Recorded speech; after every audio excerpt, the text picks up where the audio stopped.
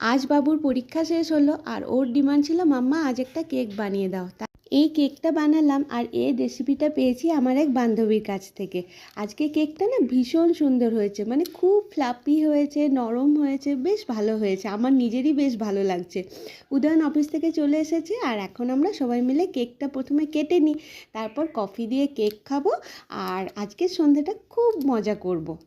জয় মা!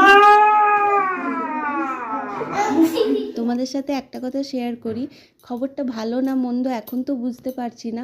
আমাদের জীবনে কিছু চেঞ্জেস আসতে চলেছে। সমুদ্র টাউনশিপ এখন আমরা ছেড়ে দেবো কিছুদিনের মধ্যে, আবার অন্য জায়গায় যাওয়ার পালা। আমাদের জীবনটা এইরকমই, তাতে সেই জায়গাটা যতই আমাদের মনের কাছাকাছি হোক না কেন। সমুদ্র টাউনশিপে 2 বছর আমরা কাটালাম আর সেই স্মৃতিগুলো সত্যি ভীষণ সুন্দর, এগুলো চিরকাল আমাদের মনে রয়ে যাবে। খুব মনটা খারাপ লাগছে আজ এ পর্যন্ত